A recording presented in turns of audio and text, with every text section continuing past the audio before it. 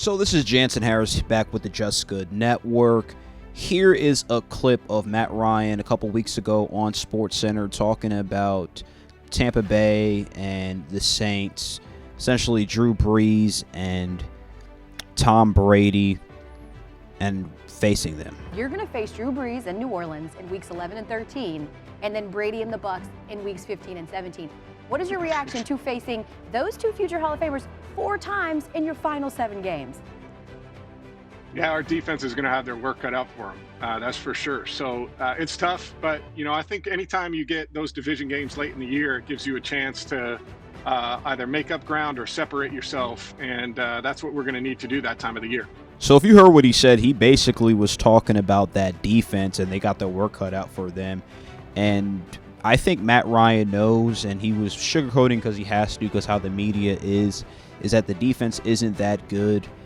That's why they had to add some additions to the team, especially the biggest one on defense, Dante Fowler Jr.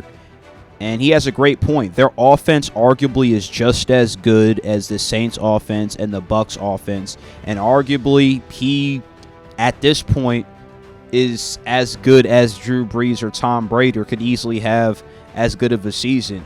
Even with the loss of Austin Hooper, Hayden Hurst is coming in. He might be good just because of the system. If Todd Gurley's healthy, this is a top 5 offense. We know what Calvin Ridley can do. He's continuing to get better. He's going to be at a Pro Bowl level. And Julio Jones is the best receiver in the game. Even if you're a hater, you have him no lower than second in the game. So Matt Ryan knows that, but his concerns on that defensive end, will the Falcons be able to cover anybody? That's what we have to see. A.J. Terrell, there's a reason he got drafted that high. He might be a day 1 starter, so he has his work cut out for him, just like what Matt Ryan said. But I know he's not confident on defense. So the Falcons, can they compete with the Saints and Tampa Bay? Yes. Like Matt Ryan said on SportsCenter, they need to get out to a fast start. They can't start off bad like they've done in years past and then try to play catch-up at the end.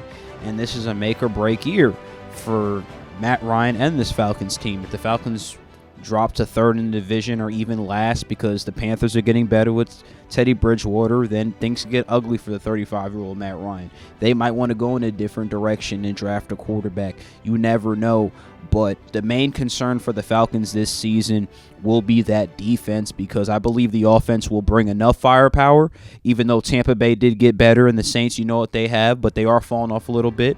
The Falcons offense is intact, and they're due to have another great season. But the defense, there's still question marks. We could lie and say, oh, well, Takk McKinley's going to do this, and Grady Jarrett, and this, and this, and this. But we're going to see if they actually have that legit pass rush.